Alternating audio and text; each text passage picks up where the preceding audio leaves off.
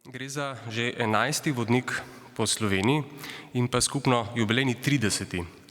iz zbirke Vodniki Ljubljanskega geografskega društva, ki je lani praznovalo 40 let obstoja, sicer je pa za več kot 240 članicami in člani največje geografsko-stanovsko združenje v Sloveniji. V tej zbirki že skoraj 30 let skrbno objavljamo zapise iz ene naših poglavitnih dejavnosti. To so strokovne ekskurzije po Sloveniji in zamejstvu. Včasih se odpravimo tudi v bolj oddaljene dežele, vse pa pod skrbno izbranim strokovnim vodstvom, praviloma 3-krat spomladi in pa 3-krat jeseni.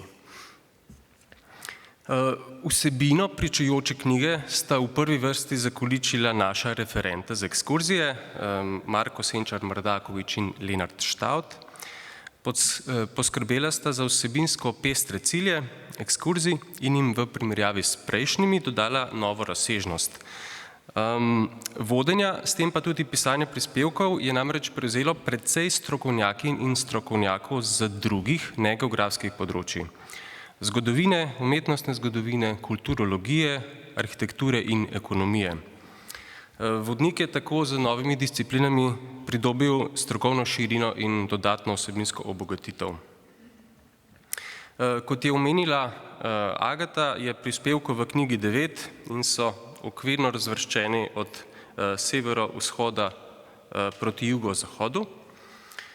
Nekateri segajo daleč v zgodovino, kot je na primer prispevek o železnodobnem Novem mestu in poznoantičnih Gorjancih, zato se ga bodo še zlasti razveselile arheologinje in arheologi. Napisal pa ga je kar sam referent, Marko Senčar Mardakovič. V vodniku je opisana tudi bolj zgodovinsko obarvana ekskurzija po najstarejšem slovenskem mestu Ptuju, ki so ga napisali Aljoša Ciglar, Tanja Osterman-Renaud in Anja Potočnik. Članek o povojni izgradnji Kopra in Ankarana bo pritegnil zlasti ljubitelja arhitekture, urbanizma in umetnostne zgodovine, spisala pa sta ga Neža Čebron Lipovec in Tim Mavrič. V vodniku je po zaslugi Blaža Kosovela predstavljena tudi Nova Gorica, letošnja Evropska prestolnica kulture, s poudarkom na življenju ob meji in urbanističnem razvoju novonastalega mesta.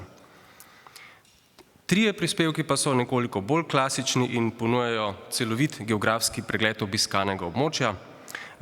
Prvi iz narodnostno mešane Lendave, avtorja Dejana Süča, drugi iz ekskurzije iz osrčja Slovenije, avtorice Barbare Hauptmann, tretji pa iz tako imenovane Doline zelenega zlata oziroma Spodnje Savinjske doline, ki ga je napisala Maja Sirše. Tu sta še prispevka o kulturni in naravni dediščini Haloz in zalednih vaseh v slovenski Istri, ki sta nekakšna primera obravnave razvojne renesanse zaostalega podeželja. Prispevali sta ju Jernej in Sonja Golc ter Martin Perič. Vsi prispevki torej opisujejo posamezne izvedene strokovne izlete, predlagana je tudi priporočena pot po ogledu vrednih točkah. Knjiga je najizdatnejša doslej, šteje namreč kar 277 strani, ponovno pa jo je uredil že omenjen nepogrešljivi Drago Kladnik, za zemljevide pa je poskrbel Miha Klemenčič. Vodnik odlikujejo pester nabor vsebin, strokovni, a hkrati poljudno obarvani opisi obiskanih pokrajin, bogato slikovno in kartografsko gradivo ter uporabne popotne informacije. Zato verjamemo, da bo tudi ta vodnik tudi najbolj zahtevno občinstvo obogatil z novimi spoznanji. V Ljubljanskem geografskem društvu vas torej vljudno vabimo k branju in pa tudi k obisku opisanih krajev, seveda v spremljavi vodnička. Če pa si za konec privoščim še malo reklame, bomo pa še bolj veseli, če se nam pridružite na kateri od prihodnjih ekskurzij in čas preživite v dobri geografski družbi.